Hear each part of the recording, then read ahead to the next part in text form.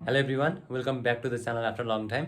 आज मैले चाहिँ सर्भरहरू जम्मा गरेर 16वटा 15वटा सर्भर जम्मा गरेर तिनीहरू सबै सर्भरलाई एकचोटि चलाउने आज प्रयास गरेको छु र त्यसलाई चाहिँ अझ कोडिङ दिएर त्यसमा छुट्टै कोड दिएर एउटा प्याटर्नमा चलाउने कोसिस गरेको छु। पहिला चाहिँ 3-4वटा सर्भरभन्दा बढी चलाउन सकिन्थेन अर्डुइनोदेखि र आज मैले एउटा ड्राइभरको मद्दतले 16वटा सर्भरलाई एकैचोटि एउटा प्याटर्नमा चलाउन जाँदैछु र सायद त्यो सक्सेस हुन्छ होला। So let's try. अनि यो मोडेल चाहिँ मैले यहाँ देखाएको छु, यही मोडेल अनुसार मैले कनेक्ट गर्नेछु र यो भिडियोको अन्तिममा मैले यसको प्याटर्न पनि चलाएर देखाउनेछु इफ पोसिबल।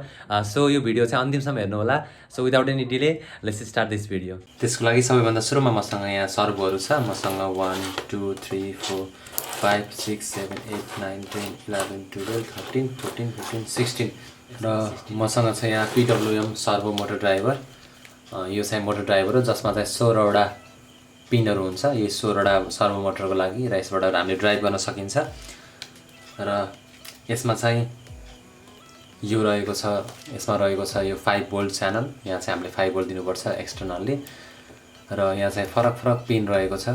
मैले यसमा चाहिँ 4वटा पिनमा कनेक्ट गरेको छु। यो सबभन्दा सुरुको यो चाहिँ ग्राउन्ड पिन हो, नेगेटिभ पिन, र सबभन्दा अन्तिमको चाहिँ पोजिटिभ पिन, र बिचको दुईटा चाहिँ SCL र SDA पिन छ जुन चाहिँ हामीले चाहिँ अर्डिनोको A5 र A4 एनालग पिनमा गएर कनेक्ट गर्छौँ।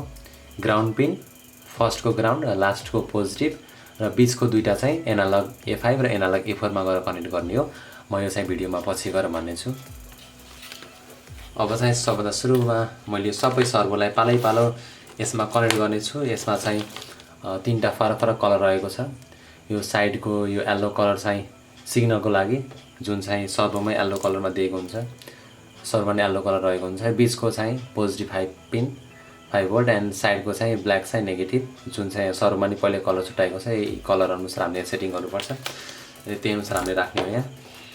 सो मैले 1 2 3 गर्दा गर्दै सबैमा म पालैबाट राख्छु।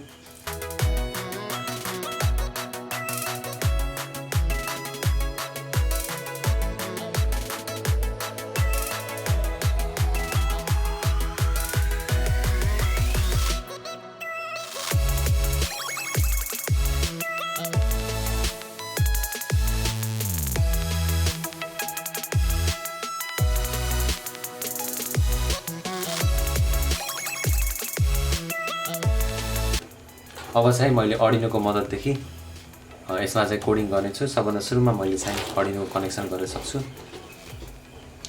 मसँग छ सबभन्दा सुरुमा फर्स्ट यो ग्राउन्ड पिन, मैले ग्राउन्डमा लिएर गएँ यसलाई, र अन्तिम छ पोजिटिभ पिन, यो मैले पोजिटिभमा लिएर जान्छु। र PWM पिनबाट आएको SCL नाम गरेको ग्रिन कलर जान्छ पिन नम्बर A5 मा, pin number A5 analogue pin 5, र अर्को जान्छ एनालग पिन 4 मा।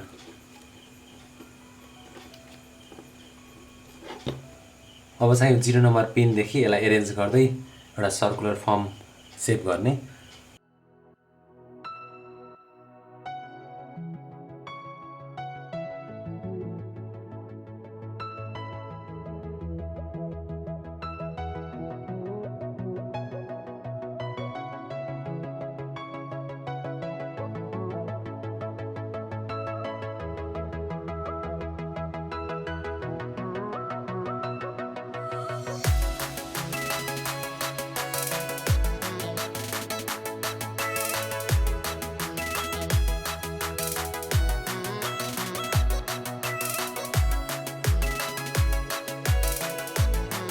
अब चाहिँ अर्डिनोमा कोड राख्ने पालो।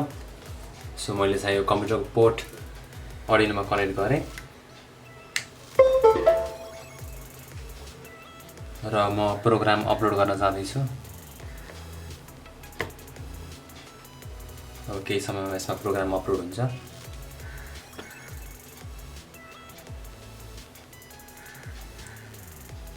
र यसमा कोड अपलोड भइसकेको छ। अब चाहिँ मैले यसलाई निकालेर यसमा मैले पावर दिन जाँदैछु। यहाँ मसँग छ 7.4 भोल्टको ब्याट्री। यो ब्याट्रीको मद्दतले मैले पावर दिन जाँदैछु। तर यो PWM सर्भो ड्राइभरले चाहिँ 6 भोल्ट भन्दा माथि चाहिँ पावर कन्ज्युम गर्न नसक्ने अथवा ह्यान्डल गर्न नसक्ने कारणले गर्दाखेरि मैले स्टेप डाउन भोल्टेजको एउटा मोडेल पनि युज गर्नु परेछ। सो मसँग यहाँ मोड्युल छ। अब मैले 7.4 भोल्टको ब्याट्रीको मोड्युल जुन यो आउट टर्मिनल लेखेको छ यसमा तपाईँले देख्न सक्नुहुन्छ। यहाँ आउट टर्मिनल भनेर लेखेको छ र यहाँ इन भनेर लेखेको छ। इनमा चाहिँ मैले ब्याट्रीको कनेक्सन दिनेछु र आउटदेखि चाहिँ मैले सर्भोमा यसबाट भोल्टेज तान्नेछु। सो मैले सर्वप्रथम यो इनदेखि यसमा भोल्टेज प्रोभाइड गर्छु। यहाँ इन छ, यो पोजिटिभ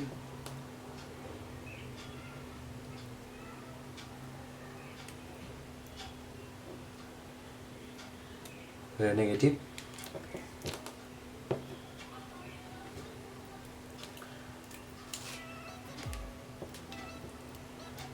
र भोल्टेज कन्भर्ट भइसकेको छ।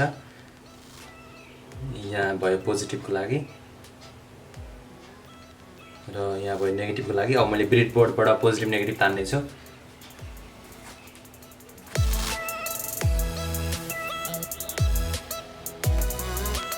यो पोजिटिभ र यो नेगेटिभ चाहिँ यो मोड्युलको लागि, यो मोड्युलको पोजिटिभ र यो मोड्युलको नेगेटिभ। र तपाईँ देख्न सक्नुहुन्छ यो स्टार्ट भइसकेको छ र यो चल्न सुरु गरेको छ।